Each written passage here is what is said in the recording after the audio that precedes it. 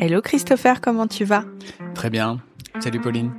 On est ensemble à nouveau pour la partie 3 de cette série sur mon père, une vie de secrets et de mensonges. Il y a 3 paquets de bonbons devant nous pour tenir la durée, donc si vous entendez des petits bruits de bouche, je m'en excuse d'avance. La tentation que tu me mets là juste devant, bah, c'est elle est trop forte, bien sûr. Mais c'est sans gluten, donc finalement... Sans gluten, ah ouais, dis donc, ok. Bah tu vois, je vais les finir. Bon bah alors voilà. Je rigole, mais on va quand même reparler d'un sujet qui est pas très joyeux. Je suis à Paris donc depuis quelques années. Avec mon père, on s'entend extrêmement bien. On l'a entendu dans l'épisode précédent. Il m'a fait des petites phases où tout d'un coup il disparaissait, etc. Mais ça fait des années que mon père est vraiment carrément devenu mon meilleur ami. On s'appelle tous les jours, on s'envoie des messages tous les jours, on rigole énormément. On se voit plusieurs soirs par semaine, on fait du sport ensemble. Enfin, il a une vie qui est extrêmement... En tout cas, il a une place dans ma vie qui est extrêmement forte. Et c'est quelqu'un que j'adore malgré toutes ses fêlures, bon, que j'ai appris à accepter avec le temps, tu vois. Et puis, un jour, je sais plus si... Je crois que je l'ai au téléphone, ça fait 2 mois qu'il tousse beaucoup et qu'il prend des pastilles en permanence. 2 mois, c'est long. Et j'arrête pas de lui dire, va voir un médecin, mais tu l'as compris, c'est pas quelque chose qu'il fait, tu sais, il a quasiment plus de dents. Voilà, le corps médical, c'est une phobie pour lui, comme pour d'autres, ce serait une phobie administrative. Spoiler alerte, mon père avait les deux. Et donc, il repousse cette échéance. Je pense aussi qu'il a l'instinct que ça va pas le faire. Mon père a fumé toute sa vie et ça ne rate pas, il va chez le médecin et on lui dit que c'est un cancer. Je me rappelle juste qu'il me l'ait dit au téléphone en mode on s'en doutait, voilà ce qui se passe, mais je vais me battre, et il donne vraiment tout et il est impressionnant de ténacité et de force. Les traitements sont tellement lourds pour ce type de cancer que son médecin lui a même dit c'est vraiment impressionnant d'arriver sans s'arrêter à faire tout le processus de chimio et etc. Il y a beaucoup de gens qui demandent des pauses. Je pleure. Quels sont les effets secondaires? Extrême fatigue? Non, c'est pire que ça, le pauvre. Ouais. Il avait des pustules blanches qui lui sont apparues sur le visage. Ça a transformé son visage. Il a peu perdu ses cheveux, il gardait encore ses cheveux, mais c'est vraiment... Je me rappelle de ces pustules et ça te brise le cœur parce que vraiment c'est super humiliant, tu vois, de se voir comme ça, autant rapetissé, puis avec quelque chose qui est assez effrayant à regarder. Et moi, je le regarde avec vachement de tendresse et d'amour, et à la fois, c'est très perturbant de voir le visage de son père comme ça. Mais on fait un peu comme si de rien, tu vois, voilà. On continue nos séances de sport ensemble. Il est, mais ultra battant. Vraiment, il m'impressionne beaucoup. Et je me rappelle juste, la première fois où on s'est revus après l'annonce de son cancer par téléphone, on se voit en vrai et je verse une larme. On va faire même du sport, tu vois. Et je verse une larme et il me tape dans le dos, mais comme un bonhomme, et il dit « Oh, dis, c'est moi qui devrais pleurer, alors on pleure pas. » Et vraiment, j'ai ravalé mes larmes et je n'ai plus jamais pleuré durant tout son cancer qui a duré à peu près, je dirais en tout 1 an, un truc comme ça, peut-être un peu moins. J'ai carrément anesthésié mes émotions. Ce qui m'arrive pas, je suis quelqu'un d'hypersensible, je chiale pour un rien. Bon, alors, si j'ai un mec qui m'a largué, c'est la fin c'est la fin des temps et on le comprend vu mon enfance et mon adolescence. Mais là, je n'ai pas pleuré une seule fois. Ça dit beaucoup de l'emprise qu'il pouvait avoir sur toi. Emprise pas forcément au sens négatif, mais au sens plutôt influence psychologique. Tu vois, le fait que ce soit... que c'était radical, tu vois, pour toi de ce geste qui a marqué la fin de tes larmes, en fait. Ouais, peut-être. Sur le coup, je pense que le terme emprise, effectivement, est mal choisi parce que c'est pas le cas. Mais par contre, il y avait cette volonté de vouloir être forte et de tenir pour lui parce que je le voyais, il en avait besoin. Et lui-même étant fort et ne se laissant pas abattre, je voulais pas le décevoir, en tout cas là-dessus. Et ça a eu des répercussions parce que, une fois sa rémission, donc c'est super, il nous annonce sa rémission, c'est fantastique. En fait, j'ai craqué ensuite, tu vois, parce que les émotions doivent sortir du corps. Et c'est là où pour la première fois, j'ai été voir une psy d'ailleurs.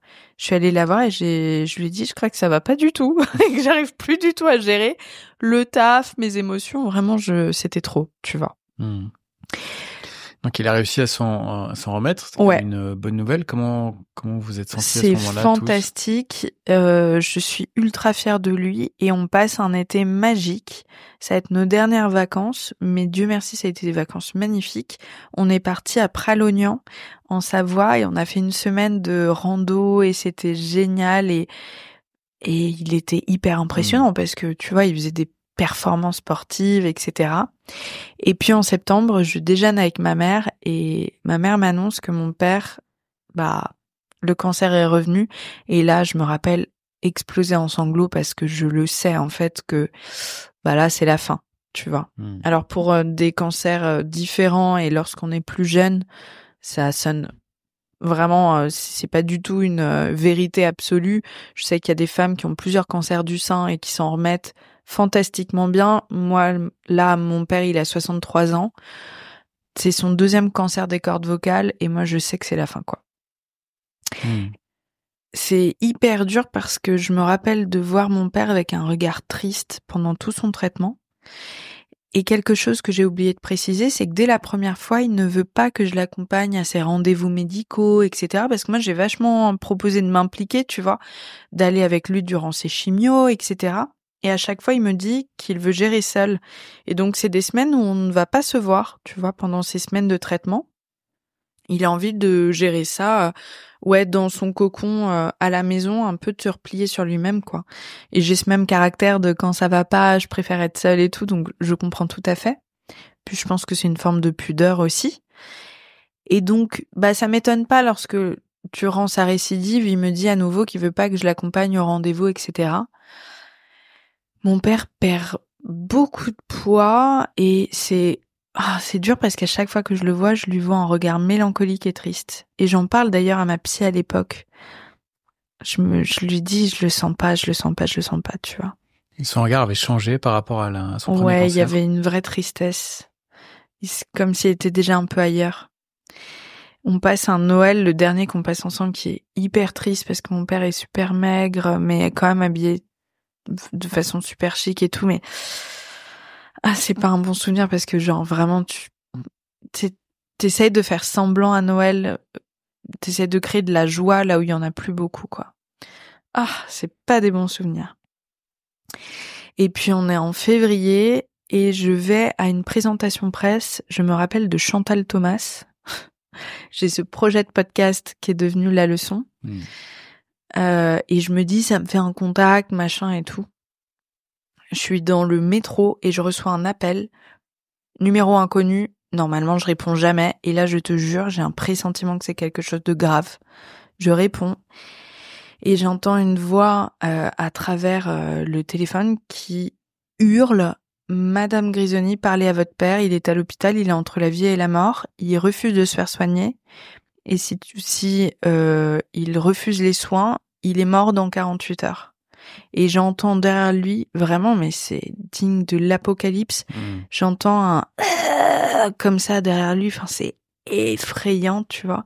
Surtout, moi, je comprends rien parce que mon père, jusque-là, on se voit toutes les semaines.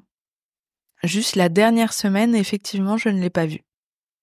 Il m'a envoyé des messages, mais je ne l'ai pas vu cette semaine-là. Mais comme c'était assez fréquent qu'il se replie un peu sur lui-même après un traitement, etc., moi, je me suis pas plus inquiétée que ça, tu vois.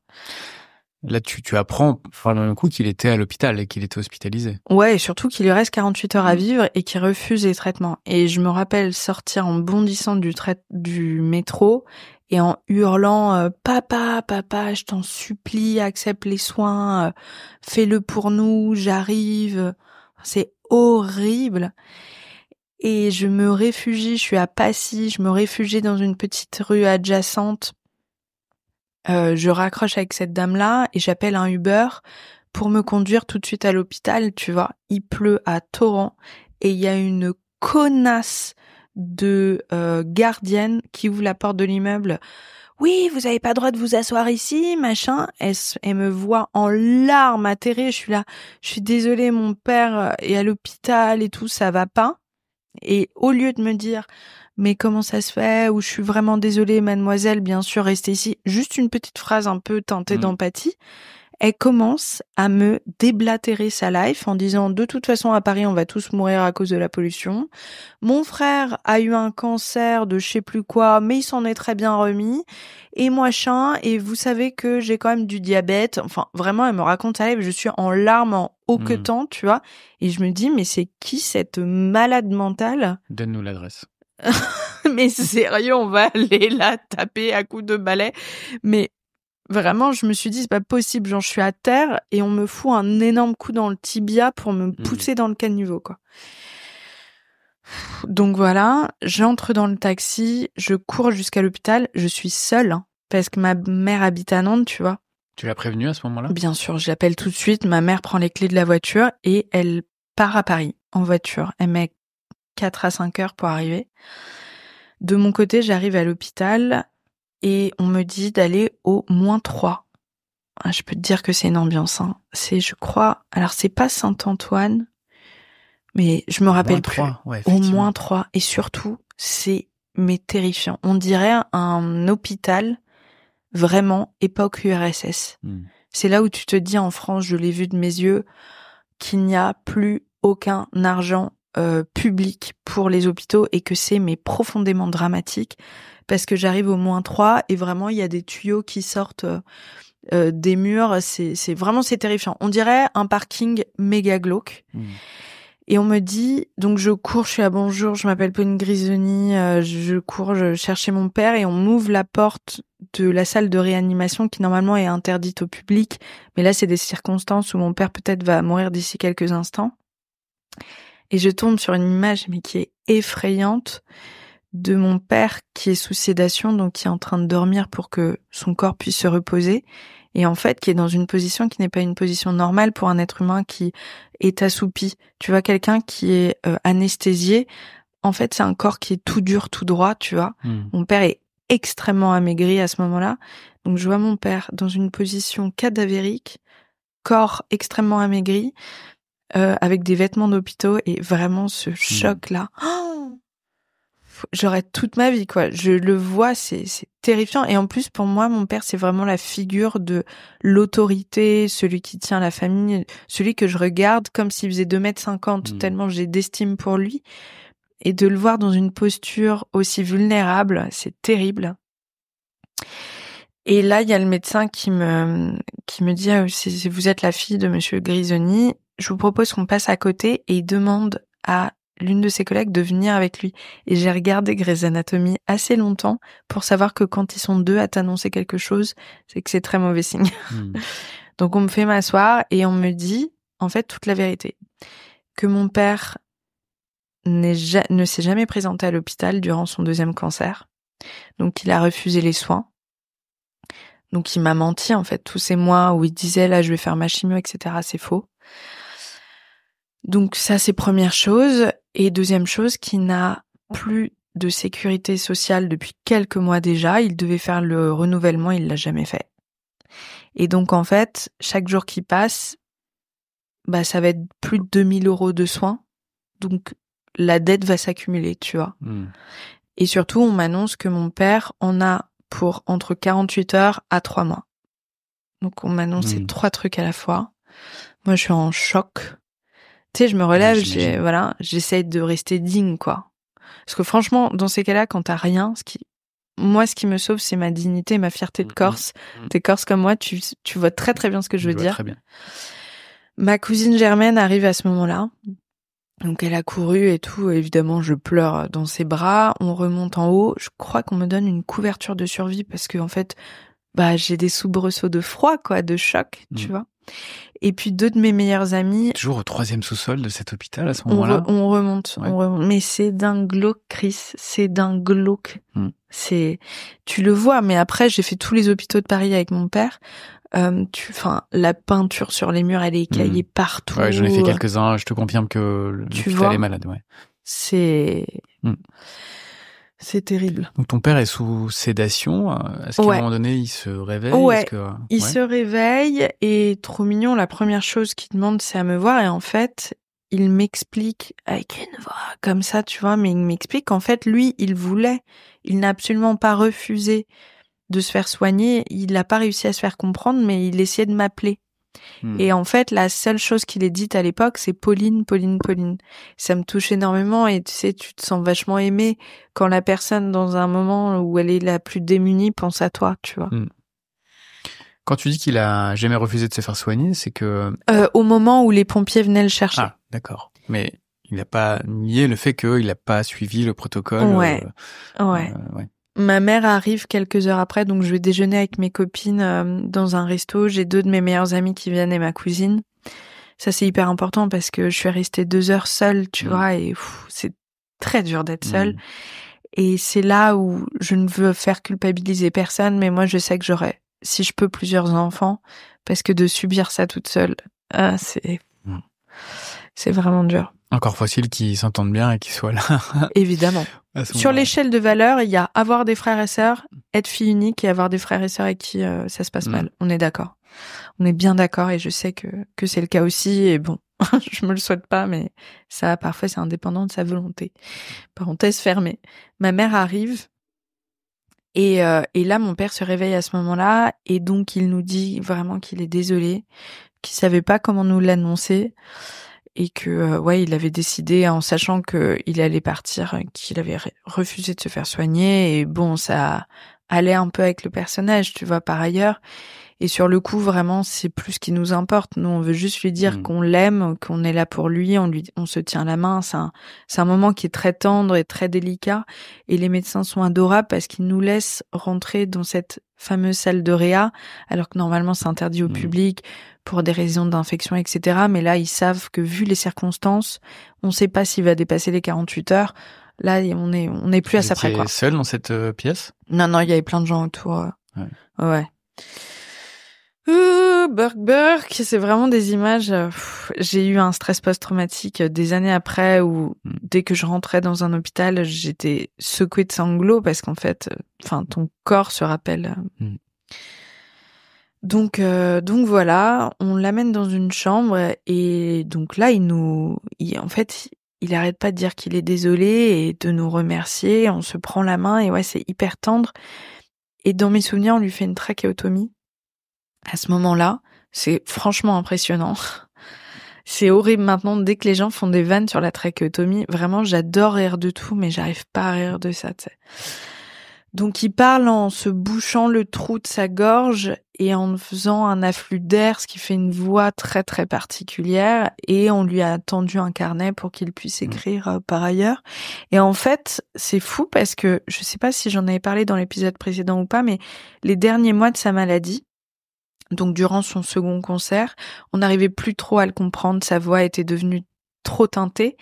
Et en fait, le truc hyper touchant, c'est que moi, je comprenais tout ce qu'il disait et je faisais la traduction dans les restaurants, etc., tu vois, en permanence avec les gens. Et maintenant, j'ai cette faculté à comprendre les gens qui s'expriment vraiment très mal à cause de la vieillesse, etc., parce que j'étais la confidente de mon père, tu vois. Et donc, à l'hôpital, je traduisais pour les infirmières ce qu'il racontait. Donc voilà. Et à partir de là, ça va durer 3 mois. Moi, je vais le voir tous les soirs après le boulot. 3 mois d'hospitalisation. Jusqu'à son décès. Et ma mère vient tous les week-ends. Ma mère, elle est extraordinaire là-dedans aussi, parce que vu ce qui s'est passé avant ça... c'est évidemment la première chose qui me vient à l'esprit quand je vois le rôle de ta maman dans ces derniers instants. Tu te rends compte? Quand tu vois ce qu'elle a subi tout au long de sa vie, d'être encore là. C'est vraiment ça c'est dingue. Ça me fait pleurer. C'est tout à son honneur, quoi. Ah ouais, elle est incroyable et juste le cœur sur la main, et elle place avant tout ce qui lui semble être bien et juste avant sa propre rancœur, et dans ce cas précis, je trouve qu'elle a raison. Tout n'est pas pardonnable et je suis pas du tout pour ces phrases bateaux qui m'insupportent de « mais pardonne-lui pour te pardonner toi-même ». Non, en fait, pardon, mais parfois on n'a pas envie, mais c'est ok, tu vois. Mais par contre, dans ce cas précis, elle s'est aussi rendue ce service d'avoir une fin qui soit jolie pour lui et pour elle, tu vois. Parce que maman a été l'amour de la vie de papa, qu'importe ce qu'il a fait par ailleurs, ça a été son grand amour. Et ils ont pu être là l'un pour l'autre à la fin. Donc elle venait tous les week-ends. Et pendant que moi je suis à l'hôpital, donc ce premier jour, mon père lui dit qu'il a plus de sécurité sociale et que apparemment, il y a eu un petit souci entre l'ambulance, etc., qu'il a perdu ses affaires, ses clés, etc. Et il lui dit tout de suite, Soisic, file à l'appartement, il faut absolument récupérer mes papiers pour me faire une sécurité sociale. Parce qu'encore une fois, c'est vraiment, c'est une course contre la montre parce que chaque jour, le ticket de caisse se rallonge terriblement, tu vois. Sauf que comme il a pas les clés, ma mère est obligée de passer par la voisine, par son balcon et de casser une vitre. Ma mère, c'est MacGyver. Et elle rentre et là, elle s'effondre en larmes, la pauvre, parce qu'elle découvre un appartement qui est dans un état terrible. Et en fait, tout devient compréhensible. Pourquoi toutes ces années, il a refusé qu'on vienne à l'appartement? C'était pas parce qu'il avait une seconde famille, mais plutôt parce qu'il avait une sorte de syndrome de Diogène, c'est-à-dire une accumulation caractéristique de ce syndrome où on se laisse complètement aller, soi-même et son appartement et son intérieur devient une réflexion de ce que l'on est mentalement. Et quand j'arrive à l'appart, je vais te décrire ce que je vois. Donc, cet appartement, c'est celui dans lequel je suis à l'heure actuelle. Dans lequel nous sommes là aussi. Ouais, on enregistre. Alors, j'ai dû réécouter l'épisode que j'avais fait pour Transfert pour me souvenir parce que j'avoue que j'ai un peu un blackout de ça. Mais quand j'ouvre la porte, apparemment, je sens une odeur de tabac qui me prend au nez. Donc, mon père a fumé comme un pompier à l'intérieur. Et c'est la première chose qui me marque, c'est l'odeur. Et puis ensuite, j'ouvre et dans l'entrée que tu vois là, il y a plein de sacs poubelles, etc., d'amoncellement. Et sur le coup, je me dis que ma mère a dû commencer à faire du tri. Et en fait, elle m'expliquera par la suite que pas du tout. C'est la réalité de l'appartement de mon père en règle générale. Et dans le salon, le canapé sur lequel j'ai fait mes premiers pas, où je cachais sous le matelas en mousse, je cachais plein de petits jouets. Comme ça, je les oubliais. J'étais trop contente de les retrouver un mois ou deux après. Ce canapé-là, il y a tellement de livres qu'on peut plus s'asseoir dessus. Par terre, il y a des assiettes avec des couverts, des bouts de nourriture. Il y a juste un petit chemin qui mène jusqu'à la table du salon. D'espace disponible parce qu'il y a des vêtements dans tous les sens, etc. Et sur cette table, il y a une montagne de lettres, de courriers, pour la majorité qui n'a pas été ouverte. Nous sommes en 2015. Les plus anciens courriers qu'on a retrouvés qui n'ont pas été ouverts datent de 2004. Ah ouais. Et c'est des lettres d'huissier, des lettres de factures impayées, etc., etc.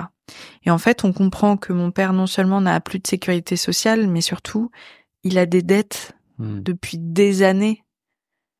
En fait, ça devient terrifiant, tu vois, parce qu'on se dit que la course contre la montre, elle est de tous les côtés. Et à partir de ce moment-là, on va se diviser en 2 teams. Ma mère va gérer tout l'administratif, donc ouvrir les papiers, répondre, essayer de payer comme elle peut. On fait un truc, on n'a pas le droit de le faire, mais on utilise la carte de crédit de mon père pour payer, etc. La carte qu'il nous donne lui-même, mais normalement, quand t'es à l'hôpital, t'as plus le droit de l'utiliser. Et moi, tous les soirs, après le taf, je vais le voir à l'hôpital. Et donc, petit à petit, il passe d'hôpital en hôpital, c'est de plus en plus loin et c'est épuisant émotionnellement comme vie pendant 3 mois. Et je me rappelle d'un jour, on est à l'hôpital et il nous dit, putain, mes grands-parents avaient un appart à Biarritz. Ils étaient décédés depuis des années à ce moment-là. Et mon père avait gardé les 2 urnes dans le salon. Non, pas dans le salon, dans la salle à manger. Moi, j'y allais plus dans cette salle à manger parce que je trouvais ça glauque à mort, tu vois. Et mon père me dit, non seulement faut vendre l'appart avant qu'il décède pour pouvoir faire l'héritage entre mon frère et moi et payer, je crois, moins d'impôts parce que si on le vend de son vivant, etc. Mais en plus de ça, il dit, est-ce que tu peux aller répandre les cendres de grand-père et grand-mère? Je le regarde, je fais, c'est une blague, papa? Non, mais là, faut peut-être pas pousser le bouchon, tu vois. Et vraiment, je me rappelle rigoler nerveusement en mode, non, mais toujours plus le frérot, quoi. Et vraiment, on en rigole. Et même lui, il rigole en mode, je suis désolée, quoi. Ah, mais c'est une histoire, mais qui est, lunaire. Au sens propre du terme, d'ailleurs. Donc, sur la Lune. Ok, très bien. Ah, tu vas comprendre pourquoi sous la Lune. On part à Biarritz avec ma mère durant ces 3 mois-là. pour vider l'appartement, etc. Et je me rappelle d'un moment qui m'a brisé le cœur. Je trie, je prends des vêtements de papa et je fais ça acheter. Et là, je m'effondre en sanglots parce que mon père n'est pas encore mort et je suis en train de gérer les choses déjà comme s'il était mort. Horrible. Donc on vide l'appartement, etc.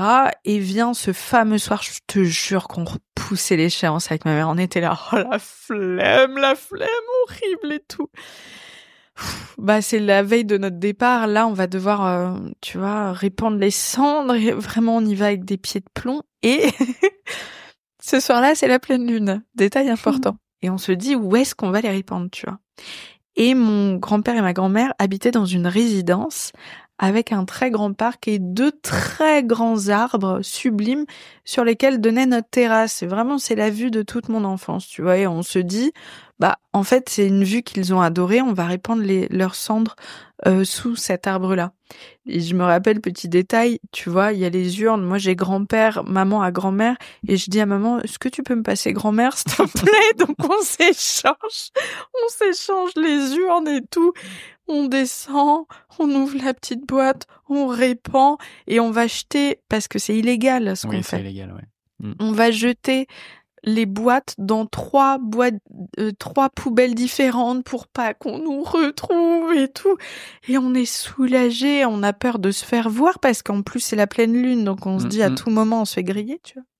Et le lendemain, au réveil, je prends mon café, j'arrive sur la terrasse et je vois l'arbre et il y a un rond blanc hyper précis en dessous.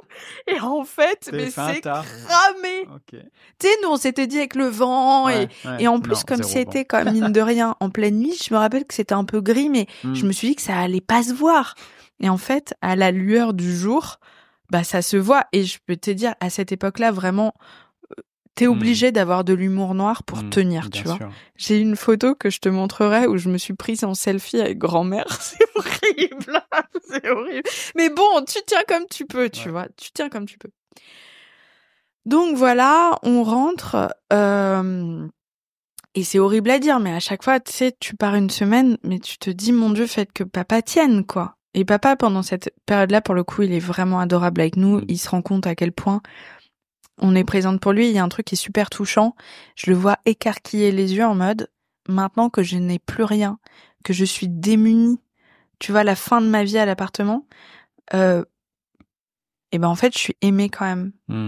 Et il y a cette révélation et que je trouve trop belle et qui m'importe beaucoup encore aujourd'hui, même si je critique mon père, etc. Mais juste d'avoir pu accompagner avec beaucoup d'amour mon père et de lui avoir, je sais pas, montré qu'on l'aimait plus que tout et que rien n'importait à part juste cet amour qui nous liait, quoi, tu vois. Je me rappelle lui acheter des fleurs un jour et genre, il était hyper étonné de recevoir des fleurs parce qu'un homme, à l'époque, ça recevait pas des fleurs et je voulais un peu le gâter, tu vois. Et il m'envoie une photo sur son portable où il a mis il a demandé à ce qu'on lui mette les fleurs face à son lit pour pouvoir les voir toute la journée. C'est trop touchant, tu vois. C'est des petits moments tout simples, mais qui sont trop touchants. Donc voilà, et je viens tous les soirs et il y a un moment où je sors un petit peu avec mes amis pour me détendre et je me fais une entorse, je pense, de fatigue. Et j'ai plus le droit de poser le pied à terre pendant une semaine. Et en fait, je me dis, mais c'est une semaine en moins avec mon père. Horrible. Et donc, pendant cette semaine-là, donc moi, je reste à l'appart et je ne vais pas le voir. Et il est transféré à Pantin. Et ça devient hyper compliqué parce que si je prends le métro, ensuite il y a genre 15 minutes de marche dans une zone industrielle grave glauque et tout. Donc je prends des taxis tous les soirs et je me rappelle d'un mec, je lui en voudrais toute ma vie, qui me voit débarquer, qui fait « Ah bah monsieur Grisoni a de la famille en fait. On pensait qu'il était seul vu que personne venait le voir. » Ouais. Extrêmement maladroit. C'est quoi, un infirmier, un gardien? Ouais. Et vraiment, les 3/4 du personnel médical a été merveilleux avec mon père et j'ai vraiment des souvenirs tellement humains durant cette période-là. Et vraiment, c'est le genre de période où t'es rempli d'amour. Je sais pas, il y a un truc en toi qui se débloque, où rien n'est important et tout ce qui reste, en fait, vraiment, quand tu n'as plus rien, quand t'as le corps décharné. Parce que mon père, à ce moment-là, n'est plus que l'ombre de lui-même. C'est un squelette. Il a plus que la peau sur les os. Tu vois, alors que c'était quelqu'un de très musclé et tout. De voir la douceur, la bienveillance, l'humour dont faisait preuve le personnel médical, qui égayait son quotidien, il le rendait bien, il était tout le temps à remercier tout le monde et tout. Ça, c'est des moments de vie qui sont tellement importants et qui donnent vraiment de la lumière dans ces moments durs, quoi. Question un peu triviale, mais est-ce que vous avez réussi à lui remettre sa sécurité sociale? Ouais, Dieu merci, on a réussi. Réglé, ouais, ça s'est réglé. Ça s'est réglé. On s'est fait arnaquer ensuite par le notaire juste après son décès. Donc ça, je te raconterai ça ensuite. Mais Dieu merci, il avait sa sécurité sociale et on s'est fait rembourser. Il y avait une facture de plus de 10 000 euros. Ouais. Donc ça nous aurait mis ultra dans la merde parce qu'en plus, tu sais, tu ne reçois pas l'argent de l'héritage tout de suite lorsqu'il y a de l'argent d'ailleurs, parce que certaines personnes ne laissent que des dettes. Lui a laissé une somme qui était conséquente puisque j'ai un appartement maintenant à Paris. Mais on aurait dû payer les 10 000 balles de notre poche et moi je ne l'avais pas. À l'époque, je gagnais 1 600 euros et ma mère était au RSA.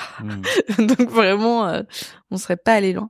Et à cette période-là, d'ailleurs, j'y pense, mais je reprends contact avec mon petit frère et je me rappelle l'amener 2 fois à l'hôpital et sa maman lui faisait croire que mon père allait s'en remettre. Et j'ai eu ce truc douloureux d'essayer de lui faire comprendre que il fallait qu'il dise au revoir à son papa, qui n'allait pas faire long feu. Je veux pas rentrer dans son intimité parce que ça le regarde, mais ça crève le cœur de voir un petit bibou de 15 ans dans une situation comme ça. Personne ne devrait vivre ça et... C'est certain. Et le pauvre. Voilà. Durant cette période-là, c'était vraiment très dur et très marquant parce que mon pauvre papa, son corps dégage une odeur qui est abominable d'infection et ça devient presque irrespirable d'entrer dans sa chambre. C'est une odeur qui me marquera toute ma vie. Et plusieurs fois, j'ai essayé d'ouvrir la fenêtre sans qu'il comprenne. Alors, bon, il faisait pas très chaud, tu vois, mais oh là là, j'ai marché vite et tout. Et un jour, il m'a dit, oui, je sais que je sens très mauvais. Et ça devient, mais quasiment irrespirable. Et il y a une autre fois qui m'a traumatisée où le pot, c'était de la torture. Il pouvait plus boire et manger. Et il ne rêvait que d'avoir quelque chose en bouche, tu vois. Et un jour, il me demande un coca juste pour l'avoir en bouche et le recracher. De voir ça, c'est terrible. Ou une autre fois où j'ai dû nettoyer sa trachéotomie et j'ai nettoyé le pus et le sang. Et tu sais, tu ne veux pas montrer que ça te dégoûte ou que ça te fait de la peine parce que ce n'est pas toi qui le vis, c'est la personne en face.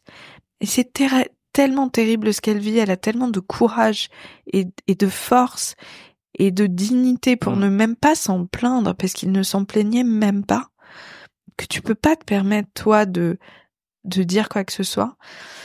Et j'ai 25 ans à l'époque, tu vois, et ces images, elles sont terribles. Quel était son état d'esprit à lui? Est-ce que à un moment donné, quand tu vois que ton corps te lâche autant, t'as pas envie d'en finir plutôt que prévu? Je pense qu'il n'avait pas envie de partir, qu'il savait qu'il n'avait plus le choix.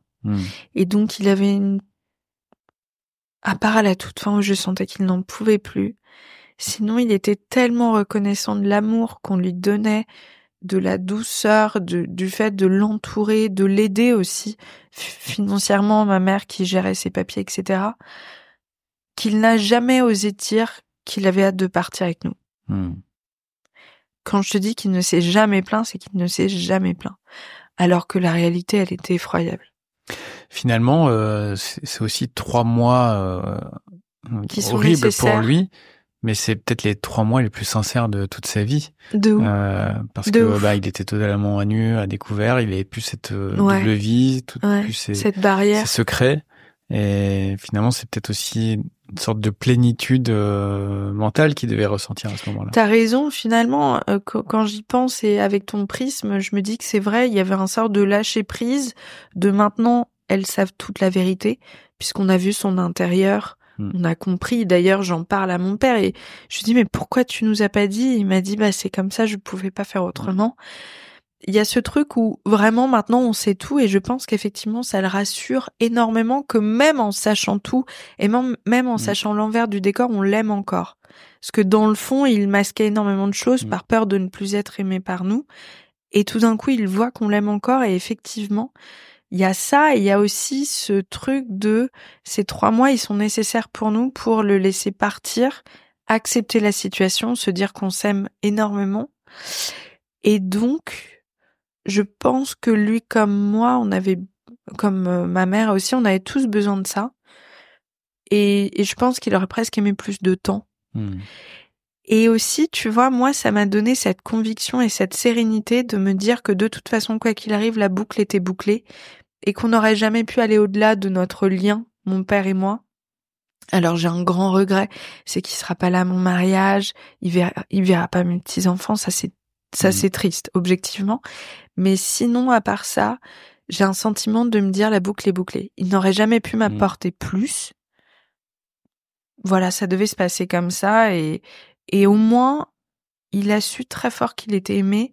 Il a pu nous le dire aussi. Enfin, il y a eu ce truc-là qui s'est installé et qui était, effectivement nécessaire. C'était en quelle année? J'avais 25 ans. C'était il y a 10 ans.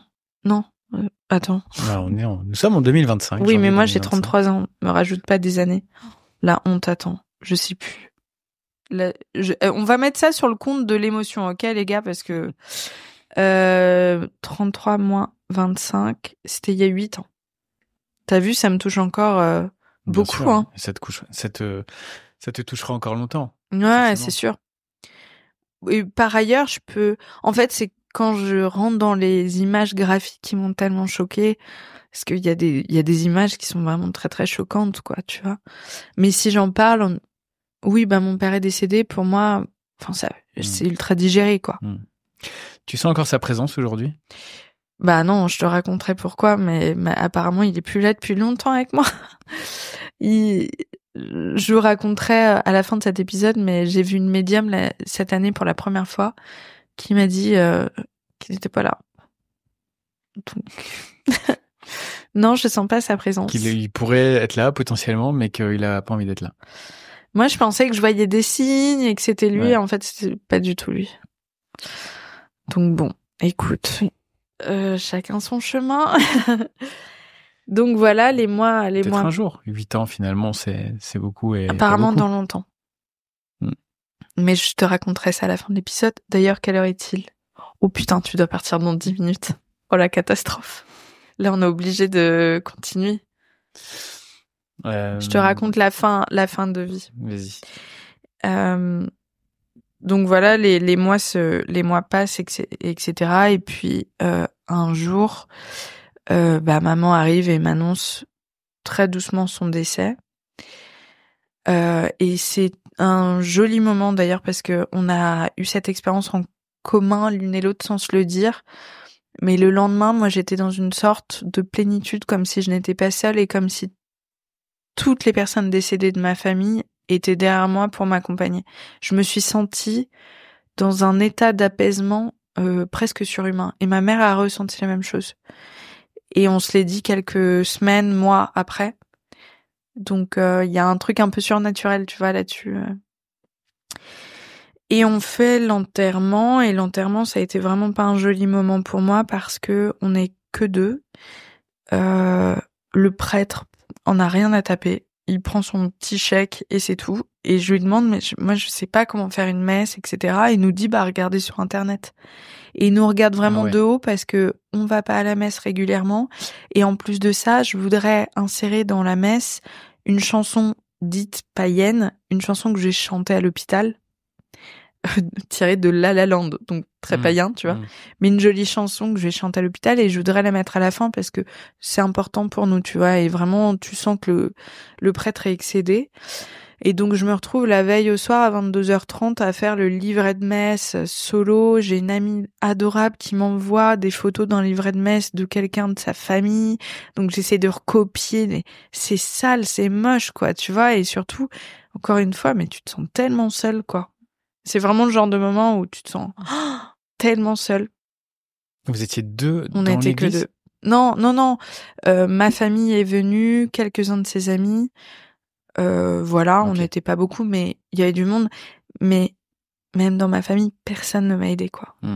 Ma cousine a très gentiment reçu chez elle dans son appartement, mais c'est la seule qui a aidé, tu vois, quand on dit les gens qui ont la chance d'avoir une famille qui va cuisiner, machin et tout. Nous, il n'y a rien eu. Et ça, c'est une grande colère que j'ai en moi, c'est personne ne nous a aidés, tu vois. Et ça... Où a eu lieu l'enterrement? Notre-Dame de Lorette. À côté... Enfin, le quartier à côté du mien, quoi. En tout cas à Paris, pas à Nantes, c'est ça, c'était ma question. Ouais, bien sûr, à Paris. Avec quelques-uns de ses amis. D'ailleurs, un ami que j'avais jamais vu qui fait une blague parce que mon père est mort le 1er avril. J'ai envie de dire, frérot, sur le parvis de l'église, c'est trop tôt, là. C'est un peu trop tôt. Ouais, sacré fifi et tout. Horrible. J'étais en mode, ok.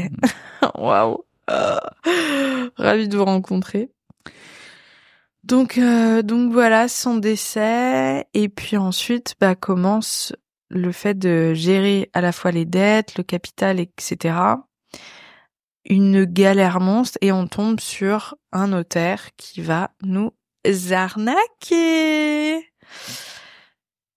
Ça y est, Chris est parti, cet enregistrement, il est vraiment chaotique, mais j'étais vraiment rassurée qu'il soit là avec moi et qu'on puisse en discuter à deux parce que c'est un sujet qui, vous l'avez entendu, est hyper compliqué pour moi.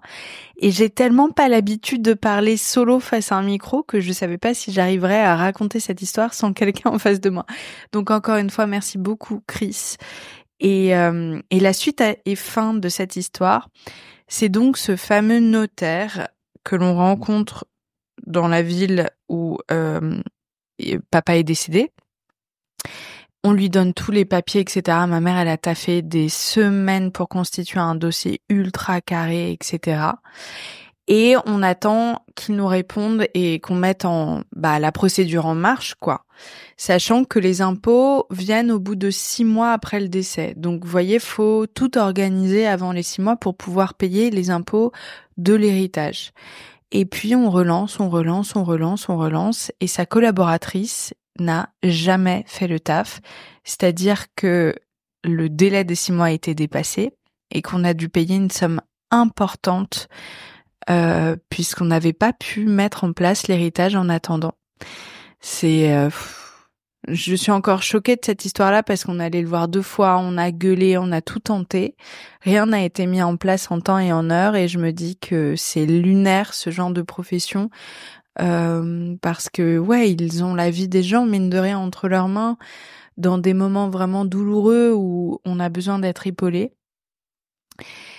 Et on s'est fait avoir par ce mec-là qui ne nous a évidemment pas payé la somme qu'on a dû reverser à l'État. Évidemment, il nous a rien remboursé. Dieu merci, on est tombé sur quelqu'un de super ensuite. Mais ça a ajouté du stress à une période qui était déjà pas évidente.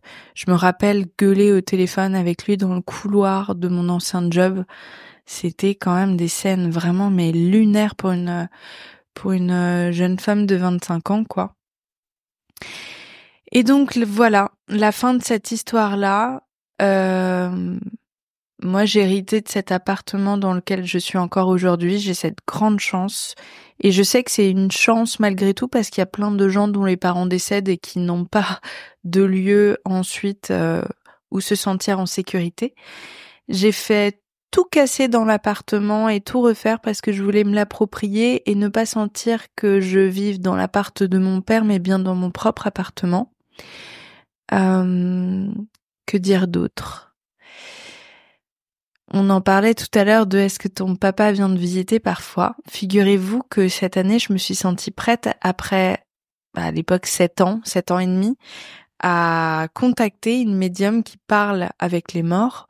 J'avais vraiment envie de parler avec mon papa, savoir s'il était bien, s'il avait suivi les grands événements de ma vie qui ont voilà, qui ont eu lieu depuis. Vous voyez, par exemple, mon livre. Moi, c'était une grande fierté de pouvoir mettre son nom sur quelque chose d'officiel, de pouvoir transmettre ce nom qui lui tenait tant. Et elle m'a dit des horreurs. Elle a décrit son état physique qui ressemblait à celui de son état lorsqu'il était à l'hôpital. Mon père apparemment refusait de me parler. Il se retournait. On y croit ou on n'y croit pas, hein, mais sur le coup, ça m'a bouleversée. Mais je crois en quelque sorte, ça m'a aussi aidée parce que avant ça, je vivais beaucoup pour perpétuer sa mémoire. Et donc, je ne vivais pas entièrement pour moi, mais bien pour rendre encore une fois mon père fier. Même dans l'au-delà, j'ai encore cette pression à ne pas me sentir assez et devoir prouver, vous voyez. Et en fait, ça fait un déclic chez moi. Alors, j'ai pleuré pendant une semaine parce que j'avais l'impression de vivre un second deuil. Et puis ensuite, je me suis dit, en fait, maintenant, je vais plus être Pauline Grisoni, mais je vais juste être Pauline. Et je vais vivre pour moi. Et je dois plus rien à personne. Et je pense que ça a été vraiment le début d'une transformation chez moi. Et si je vous raconte tout ça dans ces 3 épisodes-là, c'est vraiment parce que maintenant je me sens prête à tourner la page et à enfermer cette histoire dans une petite boîte, la ranger confortablement et passer à l'étape suivante. Voilà, je me sens en quelque sorte libre depuis peu.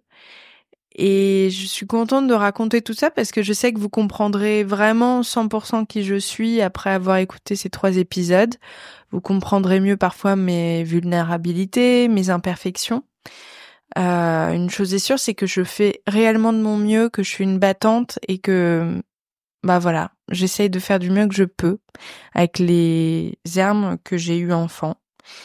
Et voilà, je vous fais des gros bisous. J'espère que j'ai pas été trop chiante et trop soporifique à certains moments parce que c'est pas évident. Et puis je vous dis à la semaine prochaine pour le premier épisode d'un 2e podcast qui aura lieu sur la leçon, plus personnel, où j'hésite un peu sur ce mot-là. Bref, je vous parlerai chaque semaine d'une réflexion que j'ai sur le développement personnel, etc. J'espère que vous me suivrez dans cette nouvelle aventure de la leçon. La leçon ne s'arrête pas, hein. Attention, il y aura juste 2 épisodes par semaine au lieu d'un. Et le 2e, ce sera vous et moi qui papoterons sur un sujet en particulier qui me tient à cœur. Et donc évidemment, avant de commencer ce nouveau chapitre, il fallait que je clôt celui-ci et que je vous raconte la vérité sur mon papa. Je vous fais des gros bisous, prenez soin de vous, de vos proches aussi. Arrêtez de fumer si vous pouvez. Pour lui c'est trop tard, mais pour vous ça ne l'est pas encore. Et puis à très vite.